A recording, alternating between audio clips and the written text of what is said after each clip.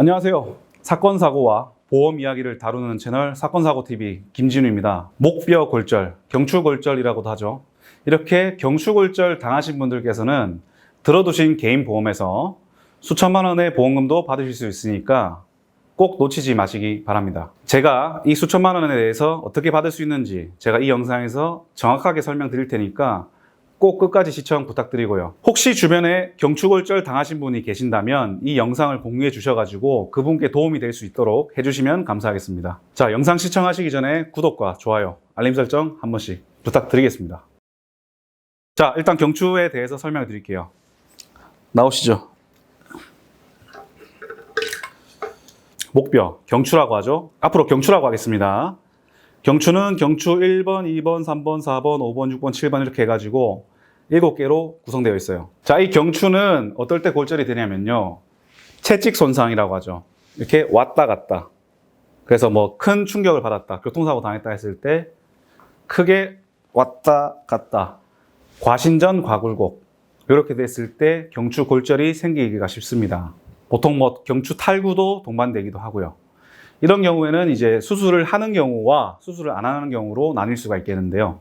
수술의 경우 이렇게 경추 고정 또는 뭐 유압술 이렇게 수술을 해서 경추 골절된 부위를 고정하는 경우가 있고요.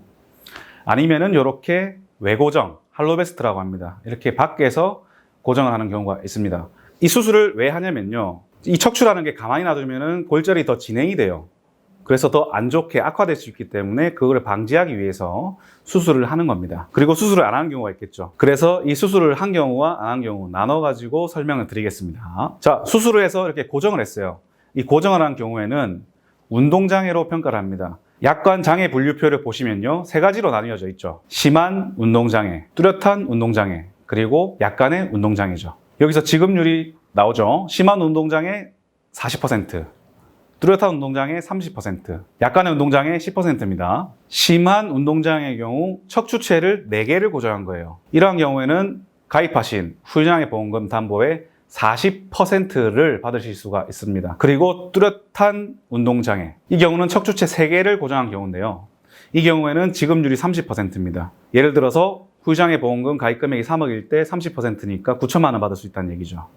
그리고 척추체 2개를 고정했을 때 10%를 받을 수가 있습니다. 3억에 10%, 예를 들면 3천만 원 받을 수 있다. 이런 얘기겠죠. 그리고 수술 안 한 경우가 있겠죠. 수술 안 한 경우에는 고정술을 안 했으니까 운동장애로 평가하는 게 아니고 기형장애로 평가를 합니다. 이 기형장애 또한 심한 기형장애, 뚜렷한 기형장애, 그리고 약간의 기형장애 이렇게 나뉘어져 있는데요.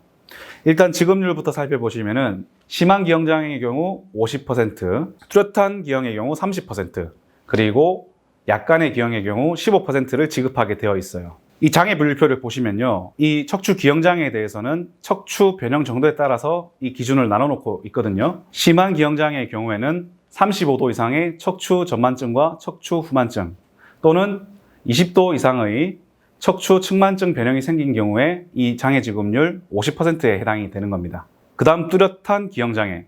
이 뚜렷한 기형장애는 15도 이상의 척추 전만증이나 척추 후만증 또는 10도 이상의 척추 측만증 변형이 있는 경우에 해당이 되고요. 그 다음에 약간의 기형장애는요. 경도의 척추 전만증과 후만증 그리고 뭐 경도의 척추 측만증이 있는 경우에 해당이 됩니다. 여기서 심한 경우에는 지급률 50%, 뚜렷한 경우에는 30%, 약간의 경우에는 15%를 받을 수가 있다는 거죠. 근데 이거 내용 들어보시니까 내용이 복잡하고 좀 이해하기가 쉽지가 않죠, 그죠? 머리 아프게 고민하지 마시고 그냥 저한테 맡겨주세요. 이 전화번호로 전화 주시면요. 제가 상황에 맞게 올바르게 처리해 드릴 거니까 얼마든지 편하게 문의 주시기 바랍니다. 자, 여기까지 경추골절 후유장애 보험금에 대해서 알아보았고요. 영상 끝까지 시청해 주셔서 대단히 감사드립니다. 영상 도움이 되셨다면 좋아요, 구독, 알림 설정 하셔가지고 계속 무료로 사건, 사고와 보험 이야기 영상을 시청해 보세요. 감사합니다.